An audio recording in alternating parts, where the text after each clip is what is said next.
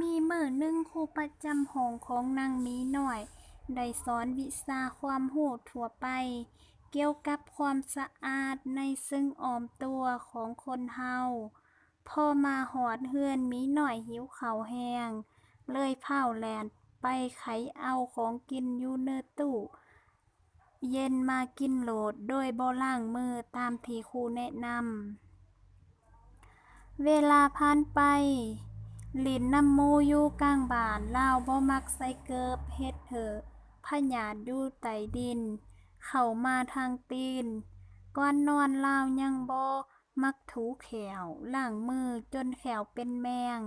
ตีนก็เป็นตุ่มกะตูดกะตีดย้อนสิ่งสกปรกที่ติดมือหมีน้อย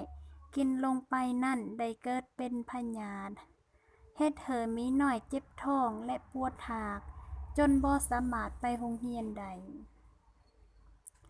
ย้อนท้องของหมีน้อยมีแต่พยาธิกินหยังลงไปพยาธิในท้องกินจนหมดเฮ็ดให้จ้อยผอมและโตเหลืองย้อนกินอาหารบ่เพียงพอกับความต้องการของร่างกายต่อมาหมีน้อยเริ่มเจ็บท้องแรงและปวดหาก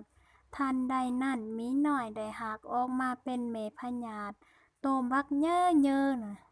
หมีน้อยตกเจอแล้วเอิ้นซื่อแม่ลาว่า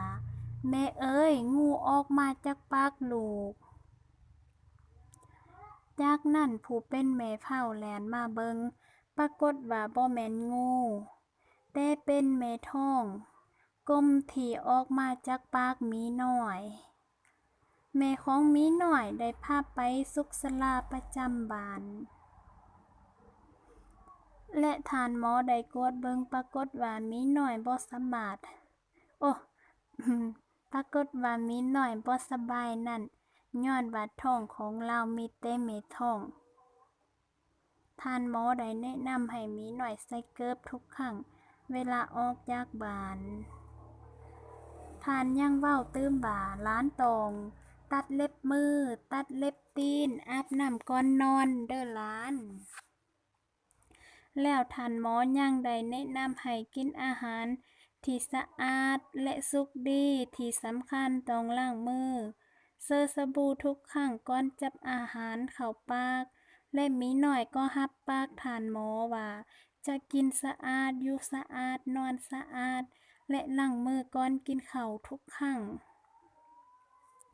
แต่นั้นมาหมีน้อยได้ปฏิบัติตามคำแนะนำของท่านหมอทุกอย่างแล้วหมีน้อยได้กลับมามีสุขภาพแข็งแรง